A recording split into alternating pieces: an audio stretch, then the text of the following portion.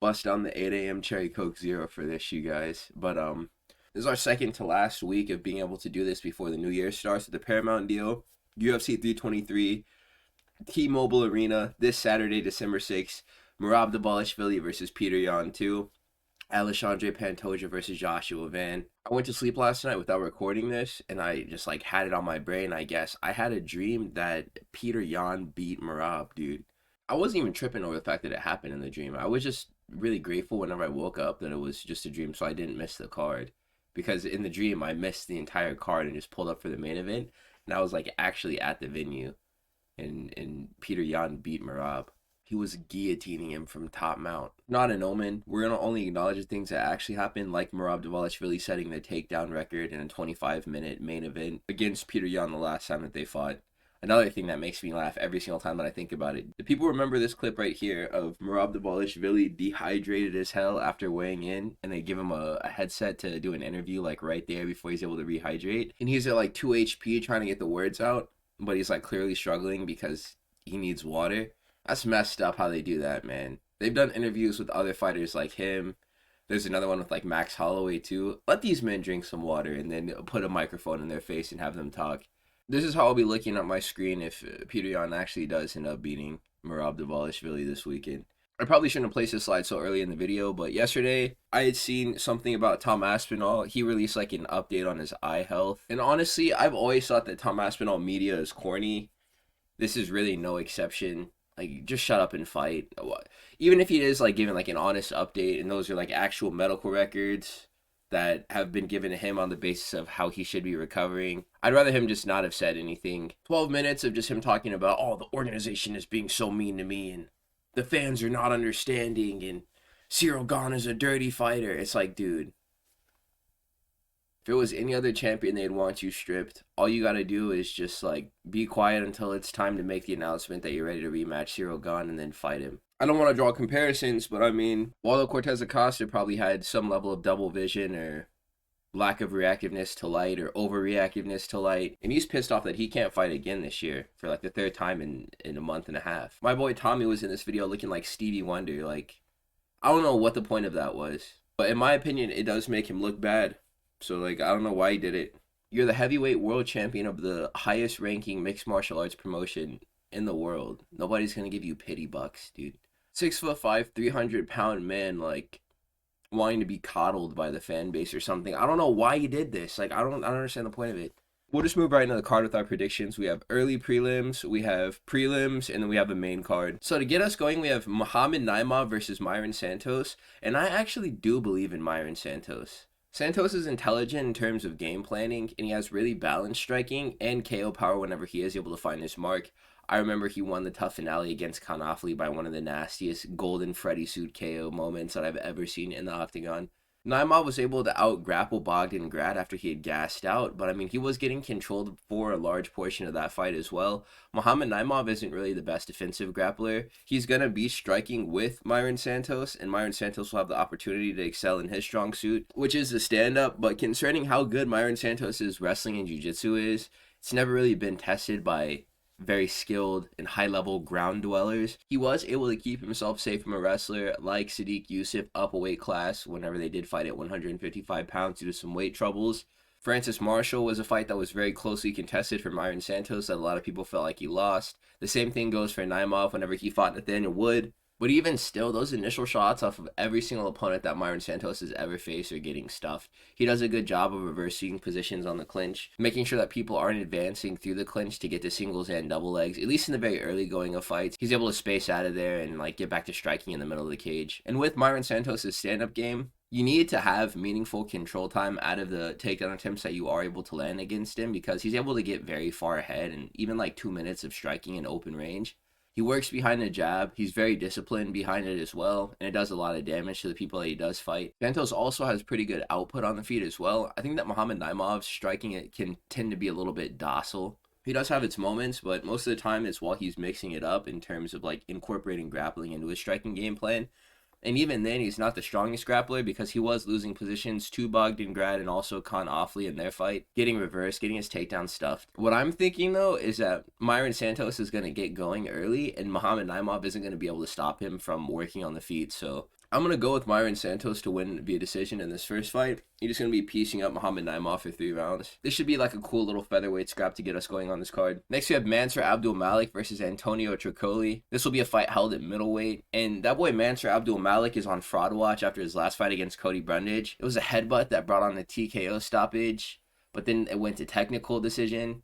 And then Mansur Abdul Malik won. And then it was overturned to a draw. Before then, he was all finishes, but there's something about Cody Brundage to where you either lose to him horribly or you win, but you like lose all of your aura in exchange, like Bo Nickel, like Mansur Abdul Malik. Examples of fighters who lost to him horribly would be like Zachary Reese, like Trayshawn Gore, or like Jacob Malkoun.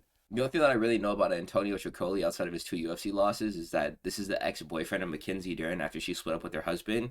And they're no longer together anymore because, like, he was just beating up everybody who was DMing her, it seems like, or threatening them. He hit her ex-husband, and so, like, that brought up their separation. And then Bobby Green said, like, sheesh whenever Mackenzie Dern was weighing in during, like, a weigh-in broadcast. And he was telling the story on, like, Rampage Jackson's podcast that, like, Antonio Trocoli was DMing Bobby Green from Mackenzie Dern's profile to try to, like, set up a meetup so that he could fight him, which is just soft as hell. Legend has it, if you would have left, like, a peach, eggplant, and tongue emoji in the comment section of any Mackenzie Dern post and you pulled back your shower curtain 30 minutes after doing that, Antonio Trocoli would be standing right there, cracking his knuckles.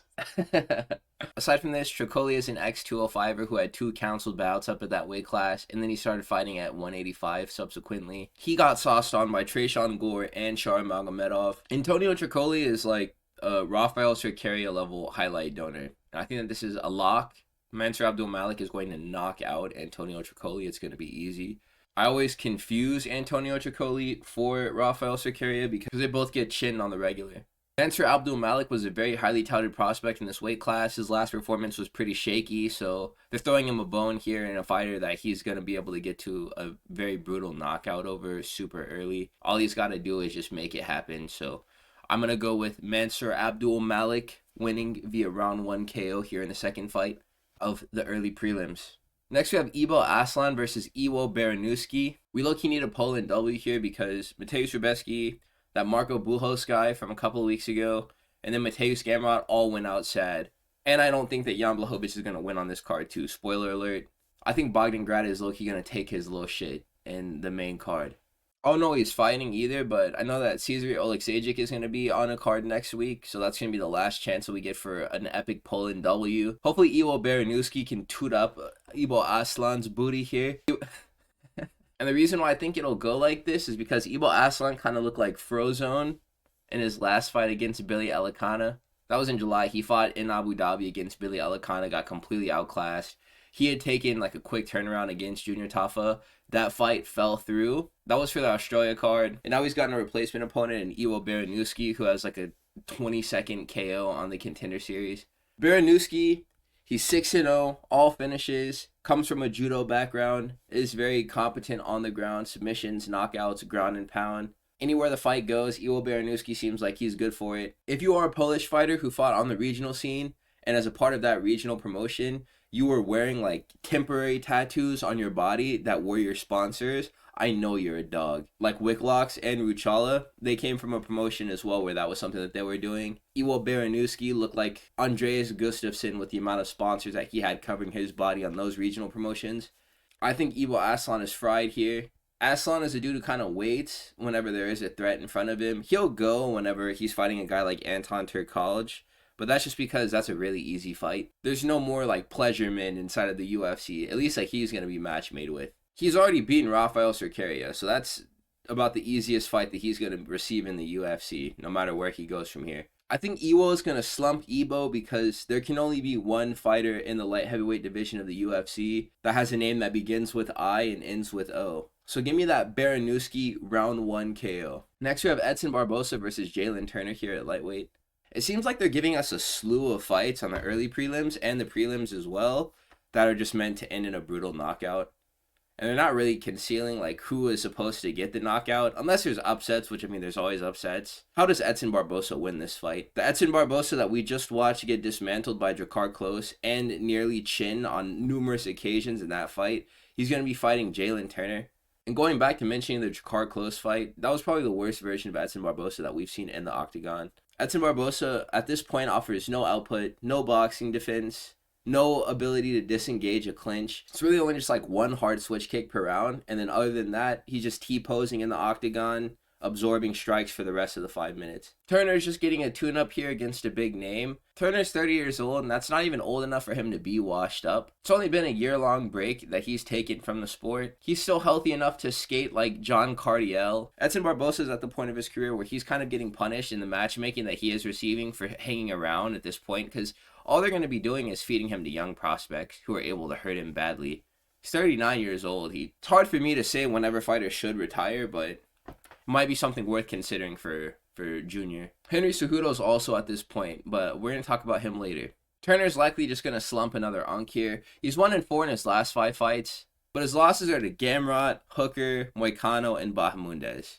And those guys are all top 15 ranked right now. Edson isn't anywhere close to the level of those 4 fighters, so Jalin Turner's going to be straight here.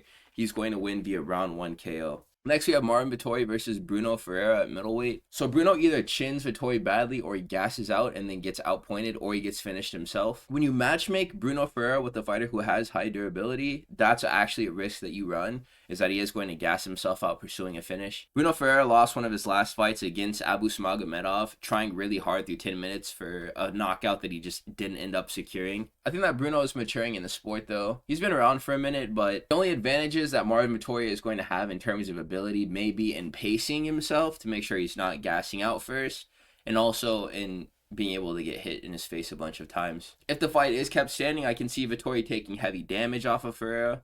I think he's going to get landslid on the feet, so he'll likely end up wrestling Marvin Vettori, and that's where like the real issues may occur here for Bruno Ferreira, is because he looked like he had negative takedown defense against Abusmagomedov. He has really good jiu-jitsu, as he's demonstrated on multiple occasions, and he's a strong fighter as well, Bruno Ferreira is, but for some reason he just can't stop that initial shot. That will be an issue for him. If he isn't able to keep Marvin Vettori from advancing through grappling sequences, he may end up getting choked. I think we either get a sleepy Bruno Ferreira KO, where he knocks out Marvin Vettori badly, or we get a display of Marvin Vettori Medov, and he just spam grapples Bruno Ferreira, and he absolutely ties up Bruno Ferreira on the ground. It'll be one of the two outcomes. I think that Vettori has the frame and fortitude to be able to endure the heavy pressure of Bruno Ferreira in the early going of the fight, but I don't think he has the striking to go band for band with Bruno Ferreira, so that's the reason why I'm assuming that he will wrestle. I am going to predict that Bruno Ferreira does win the fight via round 2 TKO, because I do like Bruno Ferreira. But the only way that he's able to get to this knockout is if he is able to stuff a couple of shots, and that's like a hard maybe, so we'll have to see. I'm going to go with Bruno Ferreira to win via round 2 TKO. I was at my job thinking about it, man. Like, I do this prediction, and then we have the UFC Apex event next week, and then we have like 1 month, over 1 month of no UFC fights. So next we have Ziam versus Nazim Sadykhov, and I was seriously split as to who wins this fight whenever I was first going over my predictions for it. I had to watch a few fights from both of them in order to actually like understand the matchup, and that's just because I wholeheartedly believe that both of these guys are fit to possess a top 15 ranking. So to have them fight each other seems kind of counterintuitive on some level, but there's definitely a winner here. Ziam has great strength in grappling, but he's been matchmade with people who he can grapple easily.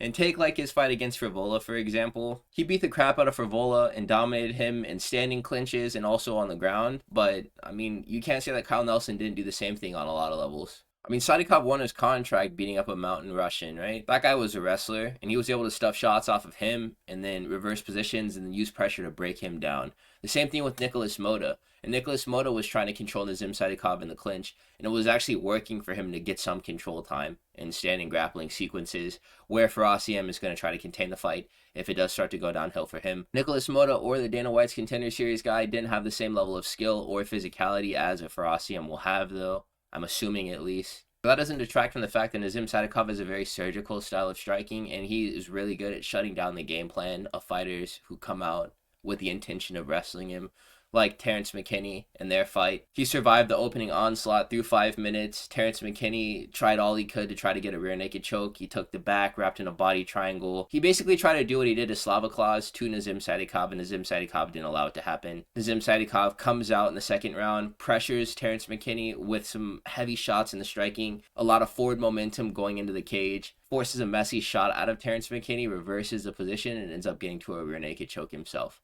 And that's courtesy of him training at Serra-Longo. He's around high-level grapplers. He trains with good wrestlers. He's able to get rolls with really good jiu-jitsu guys. If you want to talk about like anti-wrestling, Nazim Sadykhov is a really good anti-wrestler. He's really patient, so he's not going to make mistakes in grappling sequences that take place early on in a fight that are meant to freak him out. And he does a really good job of adapting to people's attempts of smothering him with their wrestling by being really aggressive whenever he is able to get back up on the feet so he can dictate the pace of the fight, even if he just spent 5 minutes on his back or with his back taken. Reasoning through this and then watching some tape is what made me a bit more confident in my pick of Nazim Sadykhov winning this fight via round 2 TKO. Even for Ziam's last fight against Cowie Fernandez, that was going to be a really good fight. Cowie Fernandez likely wouldn't have just accepted the different clinch positions that Ziam would have tried to put him in. And that leg kick offense is really potent on Cowie Fernandez, and he has some pretty solid boxing behind it as well. I don't think that Ziam will be able to hold Nazim Sadykhov captive with his grappling, since very high-level grapplers for this division, namely Terrance Mckinney, have tried and failed. This is a very close fight on paper, but I will be backing Nazim. This is also going to be Sadykhov's second time picking up Frivola's reboot card if he does win this fight. He got that win over T-Rex, and now it's going to be for Ziam, prospectively. Next, we have Maycee Barber versus Karine Silva, number 5 versus number 9 at flyweight, and people are picking Maycee Barber because they feel like Karine Silva shouldn't be here because she didn't win her last fight against Diane Barboza, where she spent a lot of it on bottom position, and Silva was throwing up sub attempts that weren't very close to being completed and still ended up getting the decision. But listen, Maycee Barber might actually be terrible. I was going through her topology and looking at the quality of her last opponents, and also fights that we do have on record, like the Miranda Maverick fight, and how we all were pretty much unanimously on the same page that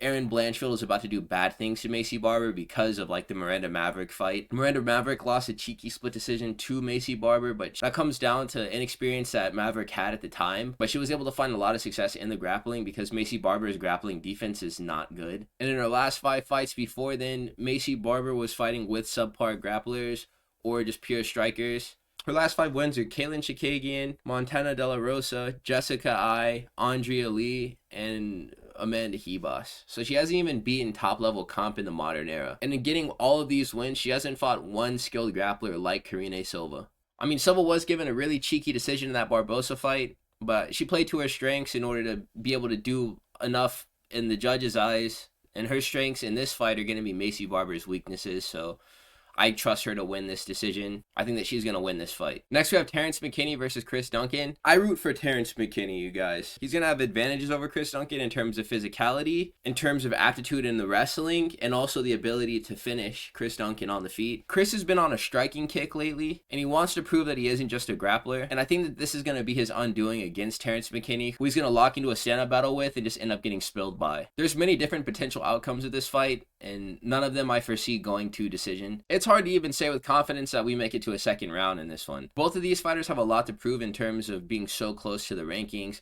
Chris Duncan's last fight against Mateusz Rebecki, it was a war. And even though Rebecki does have a crazy chin, for all of the shots that Chris Duncan was able to land on him, it could be pretty safely assumed that he isn't hitting as hard as Terrance Mckinney is. And for all the damage he was absorbing off of Mateusz Rebecki, I think that he's way too hittable for Terrance McKinney to not be able to find his mark with a really solid shot to drop him at least. McKinney is a guy who I don't really see getting bullied by anybody in this division on the ground.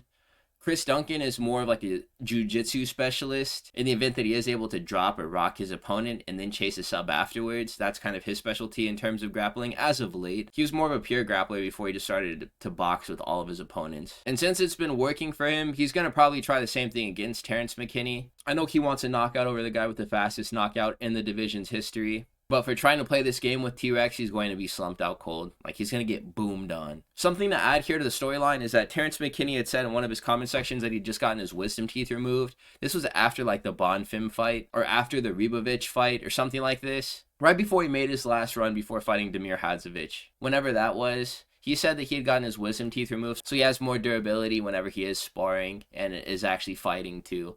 and it looks like his chin is holding up. Didn't take any damage off of Slava Claus in his last fight, but he was trading with Damir Hadzovic, and he was absorbing shots just fine in that fight. This will be a real test here to see if his chin truly was aided by the dental surgery against Chris Duncan. I will be picking Terrance McKinney to win via round 1 KO here of the sleepiest variety.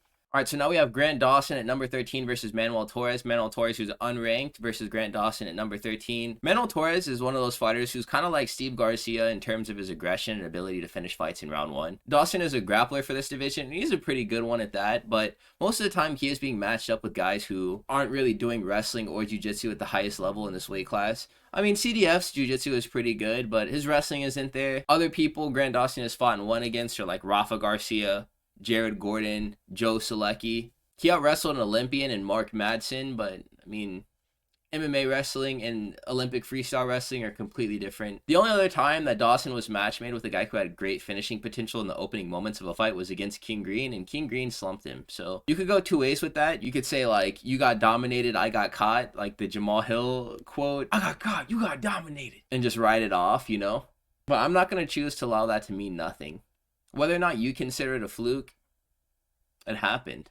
And I think what happened to Manuel Torres against Ignacio Bahamundes was just down to bad matchmaking for him. This is a real phenomenon. Sometimes fighters they struggle with fighting taller fighters. Sometimes tall fighters struggle with fighting shorter people. Height and range aren't always absolute whenever we're dealing with these matchups, but Manuel Torres clearly looked like he was having an issue with closing the distance on Ignacio Bahamundes, and so he just wasn't able to do that, and he got knocked out. But it wasn't like he was the one getting stalked. He was just getting countered, chasing Ignacio Bahamundes too much. Ignacio Bahamundes fading backwards and then just dropping right hands on the guy. He basically got knocked out twice in this fight, and each time he was the one trying to at least push the action and get on the inside. And I respect it. It happens. And I think that this is a much more favorable matchup for Manuel Torres. There's a ranking on the line too, so he's definitely going to be ready to perform. He bounced back with a very big knockout win over Drew Dober. Beat that guy's face into a jack-o'-lantern. I also know that Manuel Torres has hands that work because I used to hang out at this boxing gym by my old job.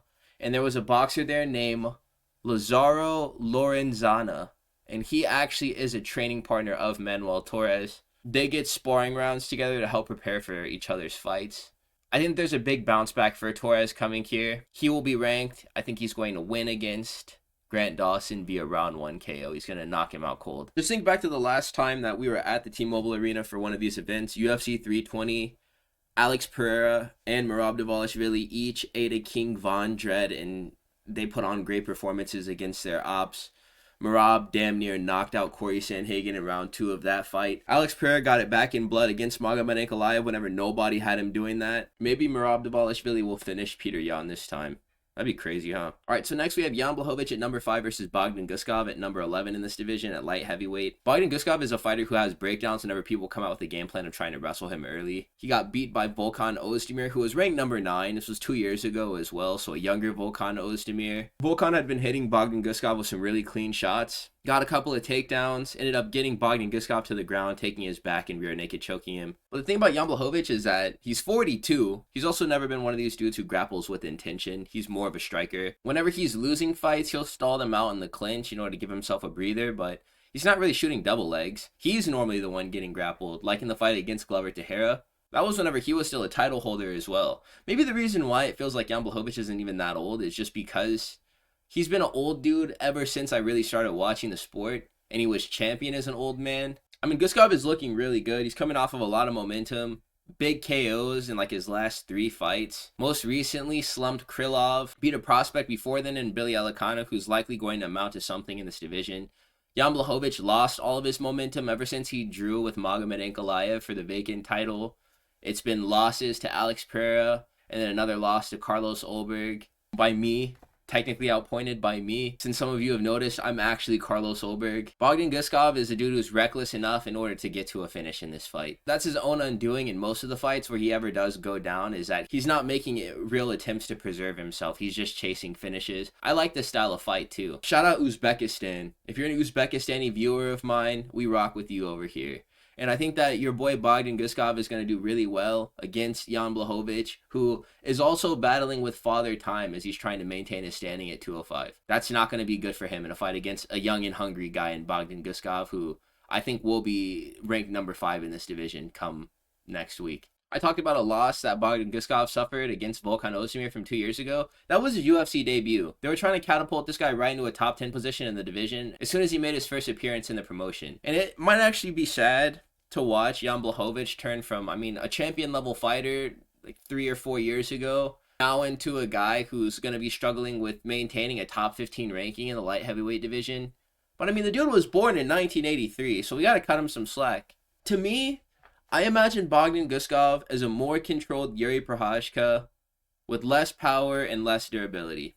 These styles are very similar, Guskov and Prochazka, and I would have said before, whenever people wanted to see Jan Blachowicz and Yuri Prochazka fight, as Yuri was still coming up and Jan Blachowicz was still around that championship level, that Yuri would have been a nightmare matchup for the dude. And that's probably why they didn't make the fight, is because Jan Blachowicz never accepted it.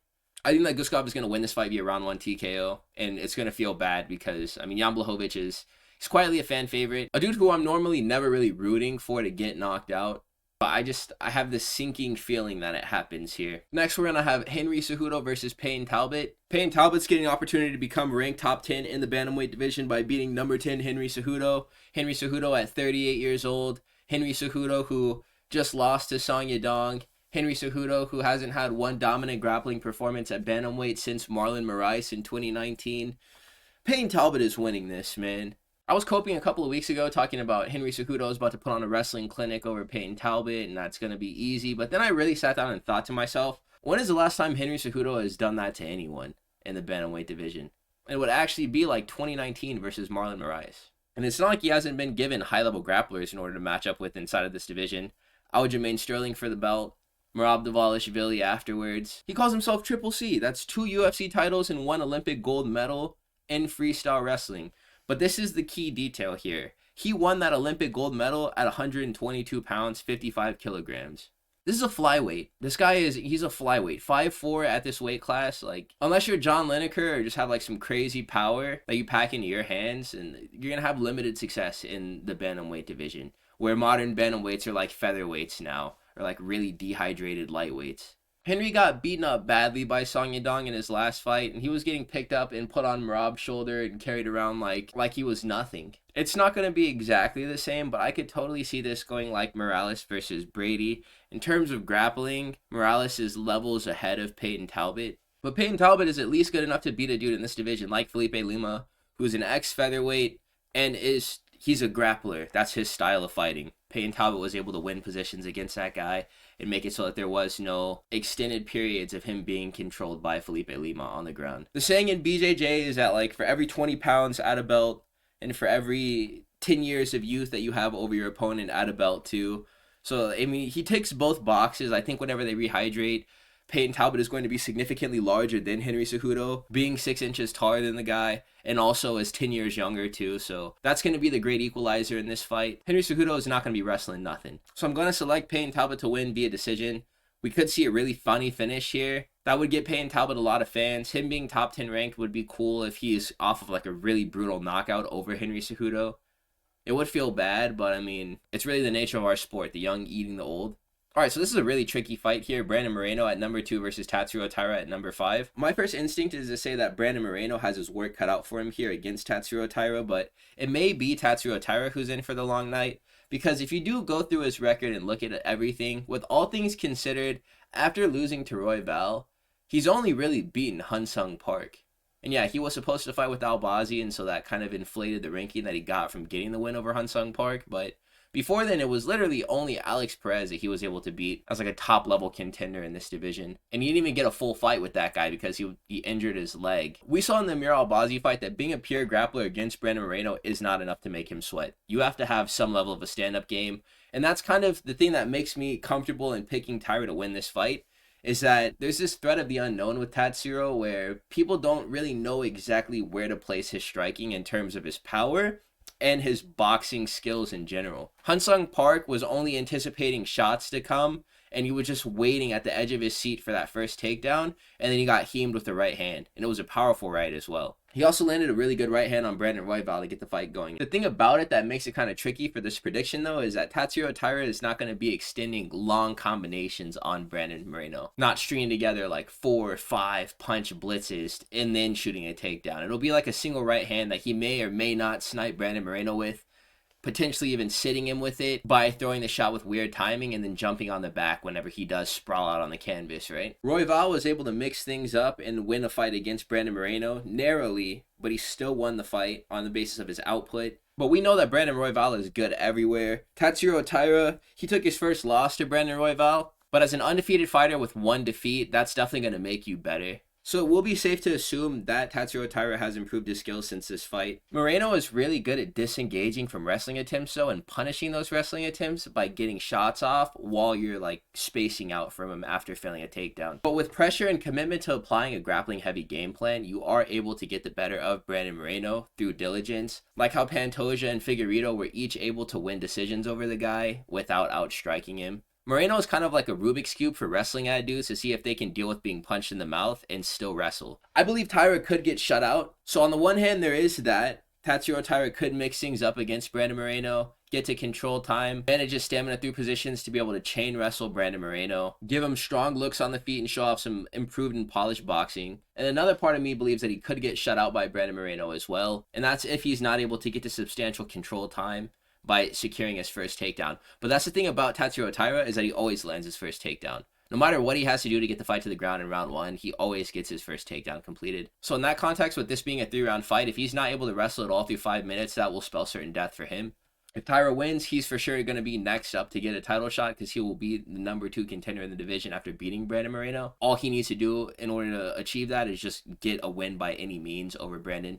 I'm prepared to be astonished here. I really do think that Tatsuro Taira is the guy who can give Pantoja the style of fight that people are thinking that Joshua Van will give him. And I think that Tatsuro Taira has been in the lab. He didn't get to show too many of his skills in his last fight against Hansung Park, but he did drop him with a right hand, and that was how he was able to get the fight to the ground in the first round instead of shooting a takedown. So I think that if we were to have gotten a longer fight out of Tatsuro Taira and Park, then we would have seen more of his boxing. But what he did display showed a lot of promise. Moreno also has the opportunity to show levels in this fight and prove why he's an all-time great of this division if he is able to beat Tatsuro Taira very easily. Brandon Moreno strikes at a very rapid pace. Tatsuro Taira grapples at a very rapid pace. So I think that 3 rounds versus 5 is going to favor both of their styles in terms of being able to maintain this output. But I don't think it's going to go to decision, so I will predict a round 3 submission for Tatsuro Taira in this one. All right, next we have Alexandre Pantoja versus Joshua Van for the flyweight championship. This is just, it's JDM versus Islam reloaded. Pantoja still continues to be undermined by online communities of people who want to feel like they were part of the rise of one of these young prospects, right? Who ends up achieving great things because they do see potential in him. And I get it. You look like a mega ultra hardcore if you predict that JDM beats Islam Makhachev by knockout, which is an unlikely outcome, and it actually happens. Oh my gosh. You're the CEO of knowing ball whenever it comes to UFC. But people act like this isn't always the case with Pantoja. There's some guy who's on the horizon. Whatever challenge is next for Pantoja, people always say, oh, he's the one. He's gonna do it. It'll be him. Steve Versag, oh, he's gonna knock out Pantoja. Do you see the way he chinned Matt Schnell? Kaya Sakura, all those clips in Risen. Oh, he's gonna go crazy in the UFC. Kai Car-France has the power to win via KO. And it's not even like the style of boxing that Joshua Van has is gonna be something that Alexandre Pantoja is estranged to. He beat Royval, Cap, and a prime Brandon Moreno, who each have crazy hands. And he got that win against Brandon Moreno right after he closed out the quadrilogy that he had with Deiveson Figueiredo. The biggest story here is the grappling, because all we really have to go off of in terms of Joshua Van's wrestling defense, other than like whenever we do consider like a single fight where his opponent's game plan was to wrestle him the entire time, was against Ray Saruya. We can't logically assume that Ray Saruya is the same level of ground fighter that Alexandre Pantoja is. And in terms of the boxing, Joshua Van has an unavenged knockout loss to Charles Johnson, so he can't even tout himself as the best boxer in this division, really. It doesn't even make sense to say that. I mean, Joshua Van is a great fighter, but we got to pay more respect to Pantoja, who I think is an all-time great of the sport and the flyweight GOAT, who I think has a lot better matchups for him in the future, like fights against Kyoji Horiguchi, like fights against Tatsuro Taira if he is able to win this weekend. like fights against Charles Johnson, who I think is going to make it to a championship level. And like Charles Johnson, if they all continue to win their fights. Van versus Royval was a classic fight, but it was mainly contained in the stand-up because Brandon Royval tore his MCL in the first minute of that fight. So Royval opted to strictly box with Van, and that fight was neck and neck all the way up until the very end. Joshua Van wins the third round in the final moments of the fight by dropping Brandon Royval. I think Pantoja's going to melt this dude's face off. He's 24 and he'll be relevant at the top of the division. He'll win fun fights and he'll beat up strikers and mature and get better at grappling. But I think right now it's a little bit too early for him. I think he's still developing and that he's going to get choked here. I think he's still developing and that he's going to get choked by Pantoja in this title fight. So I will be predicting Pantoja to win via round 2 submission. Finally, we have Merab Dvalishvili versus Peter Yan for the Bantamweight Championship of the World. I don't really see any other outcome except for Merab Dvalishvili dominating Peter Yan again. Yan hasn't been like incredibly amazing to me in his last few performances other than being this technically perfect maestro that we've all known him to be in all of his fights. Just displaying what we've already known to be true, that he's this very technically perfect and defensively sound fighter. Song Yadong, Davison Figueiredo, and Marcus McGee all back-to-back decision wins doesn't really do anything for me. And I don't think that the moments of success that he had in those 3 fights where he's like tagging up these fighters with extended combinations in the boxing during his striking sequences is going to work against Merab. He's not going to be able to outside trip Merab Dvalishvili and make him look stupid after he's been outclassing him for 4 minutes of a 5-minute round and then continue to win the round all the way through the last minute. Nobody's able to do that to Merab. Corey Sandhagen was able to find a little bit of success in round 1 by employing a jab, but he didn't punch so much that he was overextending himself so he could get taken down because he knows how disruptive Merab is. Merab is the most disruptive fighter in the UFC. In terms of like whatever game plan you brought into the cage to beat him with, he's gonna break it apart. But the thing that's dangerous about Merab now is that his striking is improving, and I don't think that he's gonna be shy in engaging in a stand-up battle with Peter Yan because he knows that if push comes to shove, he could just land 20 takedowns on Peter Yan or shoot 50 of them like he did in the first fight. He completed successfully 20 takedowns against Corey Sandhagen, which I think is a record for the division.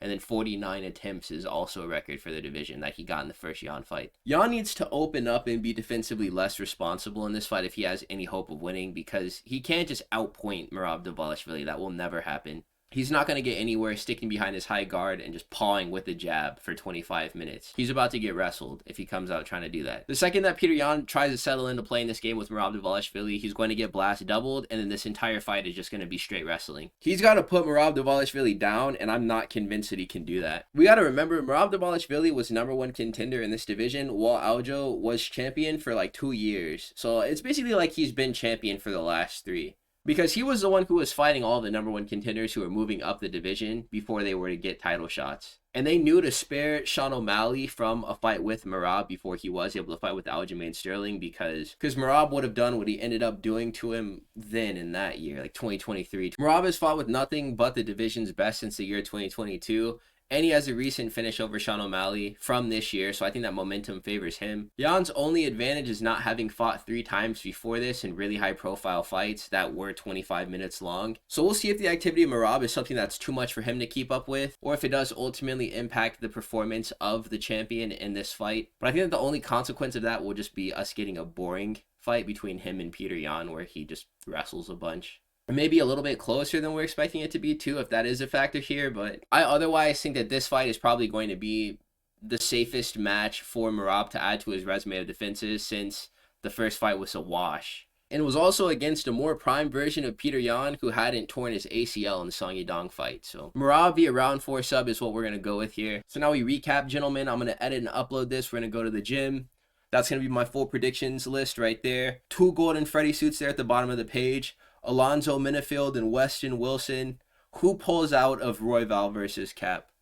Does this fight actually happen? This cursed matchup that's been scheduled like 3 or 4 times at this point, and it hasn't happened because somebody just keeps on getting hurt. Speak no evil, right? Hopefully we end up getting this matchup, but it really does seem like one of those Khabib Ferguson type deals where it's just not meant to happen. But hey, we'll just have to knock on wood. So, you guys, if you made it to this point in the video, please do like, comment, and subscribe. I will catch you fellas in the next one. Peace out.